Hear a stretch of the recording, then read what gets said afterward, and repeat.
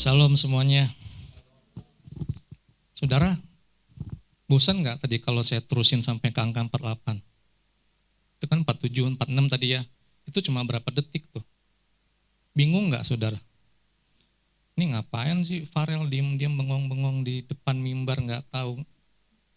Sama kayak kita dalam proses menunggu penantian Tuhan sedang proses kita tuh kita suka bingung. Tuhan kok diem ya? Bapak Ibu ngeliat saya diem aja pada bingung. Pada bertanya-tanya, gimana kalau Tuhan yang sedang menunggu, sedang memproses Bapak Ibu? Tuhan diem aja, nungguin liatin jam. Detik demi detik berlalu, kita gelisah, gak karu-karuan, kita cari jawaban, panas kita, kedinginan. Tapi Tuhan santai aja, masih 47 detik, sabar anakku, 48, 49, 50, masih setahun. Baru 2 tahun kata Tuhan ya, baru 3 tahun, baru 5 tahun, ya kan? Bosan nggak? Bosan. Proses itu panjang. Sama kayak tokoh yang akan kita bahas pada hari ini, namanya Mephiboset. Pernah dengar nama ini di Alkitab? Mephiboset. Pasti dengar. Mari kita membuka firman Tuhan dari 2 Samuel pasal 9 ayat 1 sampai 13. Kalau kita sedang dimurnikan, tunggu aja sabar, gak usah gelisah. Nama juga sedang dimurnikan. Sudah, 2 Samuel pasal 9 ayat 1 sampai 13. Saya baca buat kita ya Bapak Ibu ya. Daud dan Mephiboset. Berkatalah Daud, masih adakah orang yang tinggal dari keluarga Saul? Maka aku akan menunjukkan kasihku kepadanya oleh karena Yonatan. Adapun keluarga Saul mempunyai seorang hamba yang bernama Siba. Ia dipanggil menghadap Daud, lalu raja bertanya kepadanya, "Engkaukah Siba?" Jawabnya, "Hamba Tuanku." Kemudian berkatalah raja, "Tidak adakah lagi orang yang tinggal dari keluarga Saul? Aku hendak menunjukkan kepadanya kasih yang dari Allah."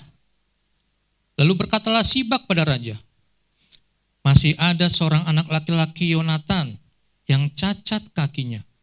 Tanya raja kepadanya, "Di manakah ia?" Jawab Siba kepada raja, "Dia ada di rumah Makhir bin Amiel di Lodebar." Sesudah itu Raja Daud menyuruh mengambil dia dari rumah Makhir bin Amiel dari Lodebar. Dan Mephiboset bin Yonatan bin Saul masuk menghadap Daud. Ia sujud dan menyembah. Kata Daud, "Mephiboset." Jawabnya, "Inilah hamba Tuanku." Kemudian berkatalah Daud kepadanya, "Janganlah takut, sebab aku pasti akan menunjukkan kasihku kepadamu oleh karena Yonatan, ayahmu. Aku akan mengembalikan kepadamu segala ladang Saul nenekmu, dan engkau akan tetap makan sehidangan dengan aku." Lalu sujudlah Mephiboset dan berkata, "Apakah hambamu ini, sehingga engkau menghiraukan anjing mati seperti aku?" Lalu raja memanggil Siba, hamba Saul itu, dan berkata kepadanya, "Segala sesuatu yang adalah milik Saul dan milik seluruh keluarganya, kuberikan kepada cucu tuanmu itu. Engkau harus mengerjakan tanah baginya, engkau, anak-anakmu, dan hamba-hambamu, dan harus membawa masuk tuayannya, supaya cucu tuanmu itu ada makanannya. Mephiboset, cucu tuanmu itu akan tetap makan sehidangan dengan aku." Siba mempunyai 15 orang anak laki-laki dan 20 orang hamba.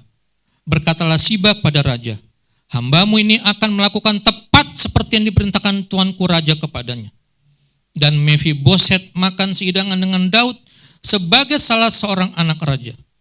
Mephiboset mempunyai seorang anak laki-laki yang kecil yang bernama Mika Sibarani. Semua orang yang diam di rumah Siba adalah hamba-hamba Mephiboset. Demikianlah Mephiboset diam di Yerusalem, sebab ia tetap makan sehidangan dengan raja, adapun kedua kakinya timpang. Nah, saudara yang terkasih Tuhan Yesus, masih ingat tema bulan ini ya? Dimurnikan melalui proses. Saudara, hampir semua orang ingin menikmati berkat Tuhan. Betul? Semua orang ingin menikmati berkat Tuhan. Tidak ada satu orang pun di dunia ini tidak ingin menikmati berkat Tuhan. Tetapi tidak banyak orang yang bersedia menjalani proses itu. Ketika proses sedang dijalani, kebanyakan kita apa yang kita lakukan? Protes. Ya kan? Karena prosesnya tidak sesuai dengan keinginan saya. Kenapa begini? Kenapa begini? Kenapa begini? Banyak banget nanyanya, kata Tuhan, diem aja ikutin. Ini sedang diproses. Sama kayak kita menggunakan komputer yang masih Pentium 1. Sementara sekarang sudah Intel Pentiumnya banyak sekali. Lama nunggunya. Bosan kita. Kita ingin menjadi emas. Tetapi kita tidak ingin masuk ke dalam dapur peleburan itu. Padahal emas menjadi murni bukan karena dipuji, melainkan karena dibakar. Demikian pula hidupan orang percaya. Tuhan sering memakai penderitaan, Tuhan sering memakai penolakan, Tuhan sering memakai kehilangan, bahkan keterbatasan sebagai alat untuk membentuk karakter kita. Saudara, salah satu tokoh Alkitab yang mengalami proses panjang itu adalah Mephiboset.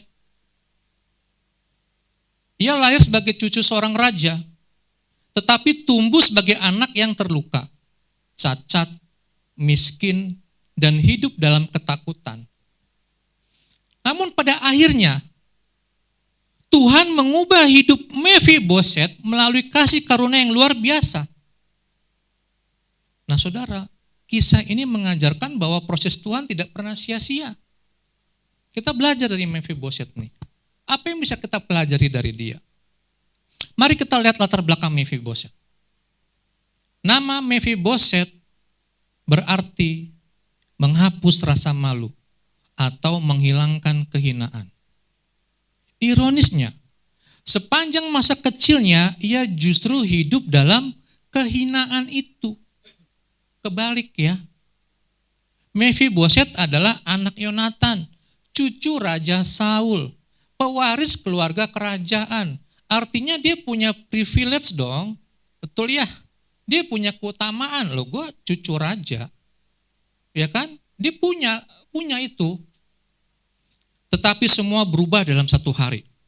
Kalau Bapak Ibu mengikuti sisa ini, di dalam 1 Samuel pasal 31, ketika Saul dan Yonatan mati dalam peperangan, pengasuhnya panik. Saat melarikan diri, Mephiboset yang baru berumur 5 tahun terjatuh. Akibatnya, ia lumpuh seumur hidup. Bukan karena kesalahan dia, tetapi karena keadaan yang membuat kondisi itu. Nah saudara, kadangkala proses Tuhan itu dimulai dengan kejatuhan. Amin. Sedikit ya, yang bilang amin ya, takut ya. Kadangkala proses Tuhan itu dimulai dengan kejatuhan. 2 Samuel 4 ayat 4, Mephiboset jatuh ketika masih kecil. Ia kehilangan siapa? Ayahnya.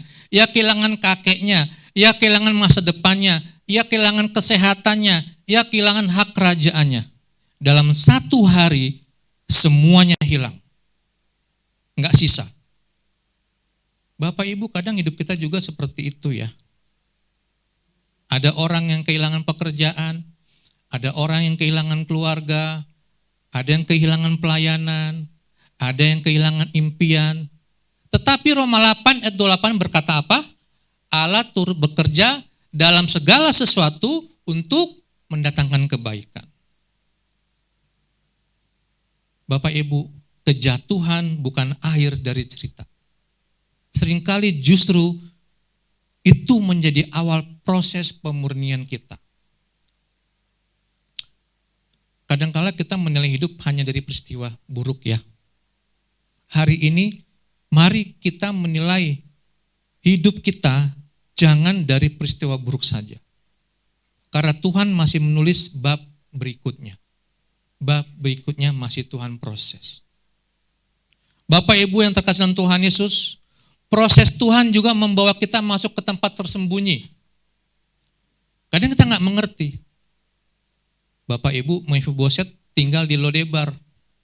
Lodebar itu artinya tempat tandus, tidak subur, tidak memiliki padang rumput, tempat tanpa harapan. Bayangkan saudara tinggal di tempat seperti ini. Saya pernah tinggal 1 tahun di tempat seperti ini. Dulu namanya Sulawesi Barat, dulu namanya Sulawesi Selatan, sekarang Sulawesi Barat. Di daerah Mamuju masuk lagi ke dalaman. Jadi dari Makassar ke Mamuju itu 12 jam. Jam 6 sore saya berangkat, jam 6 pagi sampai. Dari Mamuju ke tempat Sarudu ke kota ke desa itu 12 jam juga. Jam 6 pagi sampai Mamuju, sekarang Sulawesi Barat kotanya, sampai di tempat saya planning itu 12 jam, jam 6 sore. Jalannya parah sekali tahun 2003 atau 2002 saya lupa. 1 tahun saya tinggal tempat itu. Daerah Gersang, airnya warna coklat. Kita hanya berharap dari air hujan, tandus, banyak binatang yang kayak buaya itu, biawaknya besar-besar, serem banget. Macam-macam deh. Saya tinggal 1 tahun di situ, nggak ada yang kenal saya. Saya tidak dihargai sebagai hamba Tuhan. Saya tidak diperhitungkan. Saya tinggal di blok, karena itu kan daerah transmigrasi Bapak Ibu ya, di blok Jawa, blok suku Flores, blok suku Alor, blok suku Timor, blok suku macam-macam di blok. Saya tinggal di blok suku NTT. Saya tinggal situ, nggak ada yang kenal saya. Namun justru di tempat tersembunyi itulah Tuhan memproses saya. Tuhan memelihara saya. Sama seperti Mephiboset ini. Mephiboset tinggal bertahun-tahun di sana. Dia nggak dikenal, nggak ada orang yang tahu siapa nih Mephiboset. Dia tidak dihargai, tidak diperhitungkan. Namun justru di tempat sunyi itulah Tuhan memeliharanya. Bapak Ibu, kalau sejak kecil Mephiboset tinggal di Yerusalem, mungkin ia sudah dibunuh oleh musuh politik kerajaan. Betul ya? Karena ini anak Yonatan, cucu raja, habis dia. Tapi Tuhan sembunyikan dia di tempat sana. Dan ternyata Lodebar menjadi tempat perlindungan yang aman bagi Mephiboset. Bapak Ibu, kadang kita juga bertanya ya, Tuhan, mengapa Engkau menaruhku di tempat yang sepi? Mengapa Tuhan menempatkan saya di tempat di mana kok banyak banget orang-orang yang mengganggu saya? Kok kayaknya ketika saya ditaruh Tuhan tempat ini nggak selesai-selesai masalah saya. Selesai dengan satu pribadi, datang lagi pribadi yang lain yang mengganggu. Selesai dengan satu orang ini, datang lagi orang yang baru yang mengganggu saya. Saudara sedang diproses itu. Sedang diproses, kita terus diproses sama Tuhan. Karena Tuhan sedang menjaga kita. Tempat yang menurut kita buruk bisa menjadi tempat terbaik untuk dipersiapkan Tuhan bagi kita Bapak Ibu. Tapi karena kita nggak sabar, seringkali kita pergi melarikan diri dari tempat itu. Betul ya? Karena nggak nyaman. Nggak nyaman, sudahlah saya pergi aja, masih banyak kok tempat yang lain. Bapak Ibu yang terkasih dalam Tuhan Yesus, kadang proses itu juga membentuk kerendahan hati kita. Tuhan tahu siapa kita. Ketika dipanggil Raja Daud, Mephiboset berkata, apakah hambamu ini sehingga engkau menghiraukan anjing mati seperti aku? Betul ya, pada pasal 9 ayat 8. Saudara perhatikan, Mephiboset tidak datang dengan kesombongan. Padahal ia masih keturunan raja. Ia datang dengan kerendahan hati. Penderitaan telah membentuk karakternya. Saudara yang terkasih dalam Tuhan Yesus, seringkali keberhasilan justru membuat orang menjadi sombong. Tetapi proses membuat orang menjadi rendah hati. Tuhan justru lebih tertarik membentuk karakter daripada sekedar memberikan kenyamanan. Yakobus 4 ayat 6 berkata begini, Allah menentang orang yang congkak, tetapi mengasihani orang yang rendah hati. Saudara, Mephiboset ketika diproses dia jadi rendah hati. Dia tahu diri. Dia malah bersyukur kalau dia dipanggil kembali oleh Raja Daud. Setelah proses demi proses, yang Allah lakukan pada Mephiboset. Tuhan mengangkat dia. Daud mencari seseorang dari keluarga Saul. Bukan untuk dihukum, tetapi untuk menunjukkan kasih setia Yonatan. Daud berkata, jangan takut Mephiboset. Inilah gambaran kasih karunia Allah. Mephiboset gak pernah minta. Mephiboset tidak pernah mengejar. Mephiboset merasa tidak layak dirinya. Dan dia gak berjasa. Tetapi dia dipanggil oleh Raja Daud. Begitu pula keselamatan kita Bapak Ibu. Efesus 2 ayat 8 bilang begini. Sebab karena kasih karunia kamu diselamatkan. Kasih karunia itu yang mendahului usaha manusia. Saudara yang terkasih dalam Tuhan Yesus. Tuhan memulihkan lebih dari yang hilang dalam diri kita masing-masing. Ada 4 hal yang Daud lakukan untuk Mephiboset. Yang pertama, Daud mengembalikan seluruh tanah Saul. Bayangkan bonusnya banyak banget ya. Setelah bertahun-tahun Mephiboset tinggal di tempat yang gak tahu di mana. Dengan sabarnya, Daud mengembalikan seluruh hartanya Saul, tanahnya Saul dipulihkan. Yang kedua, memberikan pelayan. Ini artinya dipulihkan martabatnya, diangkat kembali. Yang ketiga, memberikan tempat di istana. Pemulihan identitas. Yang keempat, duduk semeja dengan raja. Pemulihan hubungan. Luar biasa sekali. Bonusnya banyak. Di meja makan raja, tidak ada seorang pun yang bisa melihat kaki Mephiboset yang cacat itu. Yang terlihat adalah posisinya sebagai anak kerajaan. Demikian pula dengan kita Bapak Ibu. Ketika kita berada dalam Kristus, Allah tidak lagi melihat masa lalu kita. Allah nggak lagi melihat, wah si Farel ini seperti ini. Tapi karena kita di dalam Kristus, Allah melihat kita melalui anugerah yang luar biasa. Saudara yang terkasih dalam Tuhan Yesus. Kalau saja Mephiboset tidak pernah mengalami jatuh, kalau saja Mephiboset tidak pernah mengalami cacat, kalau saja Mephiboset tidak pernah mengalami lodebar itu, kalau saja Mephiboset tidak pernah mengalami penolakan, mungkin ia tidak akan pernah mengalami kasih karunia Daud. Amin. Begitu pula dengan kita. Proses pemurnian menghasilkan kemuliaan Allah. Saudara sabar. Kita sedang diproses. Proses itu kadang menyakitkan. Agar kita mengalami kasihnya lebih dalam lagi. Ingat, emas dimurnikan dengan api, dibakar. Iman dimurnikan dengan ujian. Karakter dimurnikan melalui proses kehidupan. Gak enak memang. Itu sakit, mau pergi saja. Tapi itulah proses Anda. 1 Petrus 1 ayat 6-7 berkata, maksud semuanya itu ialah untuk membuktikan kemurnian iman Anda. Saudara-saudara yang terkasih Tuhan Yesus, apa aplikasi yang dapat kita ambil dari pelajaran ini? Sebagai orang percaya, kita belajar bahwa yang pertama, jangan menyerah ketika Anda sedang diproses oleh Tuhan. Proses itu bukan hukuman. Jauhkan itu dari pikiran kita. Proses itu adalah pembentukan Tuhan bagi kita. Kedua, jangan malu dengan masa lalu. Tuhan sanggup mengubah kisah hidup kita menjadi kesaksian. Yang ketiga, percayalah bahwa kasih karunia lebih besar daripada kelemahan kita. Karena keterbatasan tidak membatasi kuasa Tuhan bekerja. Yang keempat, tetap setia di masa penantian. Karena Tuhan tahu kapan waktu yang tepat untuk mengangkat kita. Saudara, di tangan saya ada kertas. Ini kertas tidak bisa berdiri. Lembek ya, ini ada angin, ada AC. Langsung jatuh, betul ya?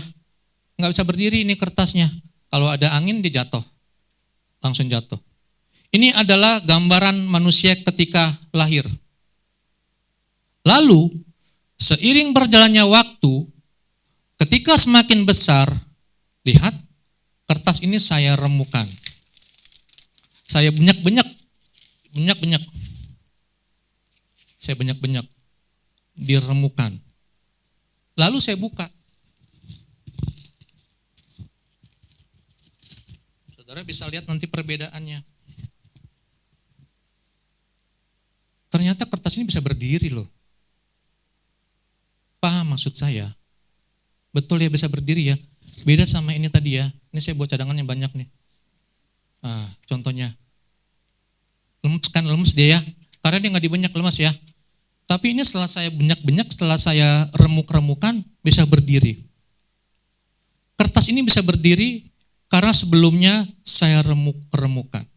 Saya benyak-benyak, makanya kertas ini bisa berdiri. Apa yang saya ingin sampaikan dari contoh kertas ini adalah, kertas ini adalah gambaran proses manusia dalam kehidupan. Manusia memang harus mengalami yang namanya tantangan, masalah, kesakitan. Untuk bisa apa?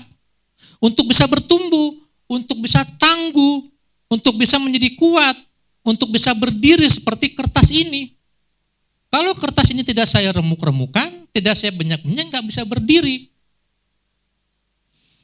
Tanpa masalah, tanpa kesakitan, manusia tidak akan bisa bertumbuh, Bapak Ibu.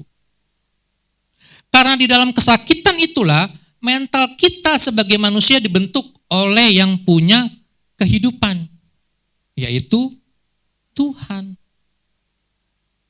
Memang rasanya dibentuk itu nggak enak, sakit. Kalau kertas ini bisa bicara juga paling bilang nggak enak ya, saya diremukan loh, dihancurkan dulu supaya bisa berdiri. Lalu setelah diremukan, ternyata saya bisa berdiri. Rasanya memang nggak enak. Kita nangis, kita marah sama Tuhan, kita sedih sama Tuhan, kita kecewa. Saudara, itu normal, kita manusia, normal itu. Semuanya itu normal. Tetapi apa yang terjadi setelah kita mengalami kesakitan itu? Kita naik kelas. Kekuatan kita bertambah. Betul ya. Ketangguhan kita bertambah. Kedewasaan kita bertambah. Bapak Ibu yang terkasih, permasalahan atau apapun tantangan yang kita hadapi saat ini, Tuhan tahu kita akan mampu menghadapi itu. Tidak ada masalah yang melebihi kemampuan kita sebagai manusia. Dan itu sudah dicantumkan dalam firman Tuhan di 1 Korintus 10 ayat 13. Betul ya, pencobaan-pencobaan yang kamu alami ialah pencobaan-pencobaan biasa. Apa yang kita pelajari? Pertama, Mephiboset mengajarkan bahwa kejatuhan bukan akhir hidup. Percayalah, kejatuhan bukan akhir hidup. Yang kedua, masa tersembunyi bukan berarti Tuhan meninggalkan kita. Yang ketiga, proses itu membentuk kerendahan hati kita. Yang keempat, kasih karunia Tuhan mengangkat orang yang tidak layak seperti saya dan kita semua. Yang kelima, Tuhan mampu memulihkan lebih daripada yang pernah hilang. Saudara yang terkasih dalam Tuhan Yesus, jangan kecewa jika hari ini Anda masih berada dalam lodebar kehidupan. Tetaplah percaya, sebab Tuhan dapat memanggil Anda ke meja raja pada waktunya. Ada waktunya Tuhan. Sabar saja. Sedang diproses kata Tuhan. Ya Icon ya, sabar Con. Kamu sedang diproses sama Tuhan. Tenang aja, kita semua sedang diproses. Gereja ini pun sedang dimurnikan sama Tuhan, diproses. Bapak Ibu sabar. Suatu kelak gerejanya akan bertumbuh ketika kita semua sudah melewati proses itu. Mungkin hari ini kita merasa seperti Mephiboset. Saya terluka Tuhan. anak-anak saya membenci saya, istri saya membenci saya, suami saya membenci saya. Saya terluka Tuhan, teman sekerja saya membenci saya, terus saya dihina, terus saya digosipin yang enggak-enggak. Saya tertolak Tuhan. Saya dibatasi oleh masa lalu saya. Atau saya tidak punya harapan lagi. Saudara ingatlah bahwa kasih karunia Tuhan tidak bergantung pada kelayakan kita, melainkan pada kesetiaannya. Proses yang sedang Anda jalani dapat menjadi jalan menuju pemulihan dan juga pengendapan rencana Allah. Yuk Bapak Ibu, jangan pernah membenci proses yang Tuhan izinkan terjadi dalam hidupmu. Sebab seringkali proses itulah yang memurnikan iman kita, membentuk karakter kita, dan membawa kita dari Lodebar menuju meja raja itu. Ingat, Tuhan tidak sedang menghukum Anda. Tuhan sedang memproses dan mempersiapkan kita untuk menerima berkat yang lebih besar daripada yang pernah hilang itu. Maka, mari belajar lagi dalam tema bulan ini, dimurnikan melalui proses. Nikmati proses itu. Jangan banyak protes, sehingga kita bisa melihat kemuliaan Tuhan ketika semuanya sudah selesai. Amin. Mari kita berdoa.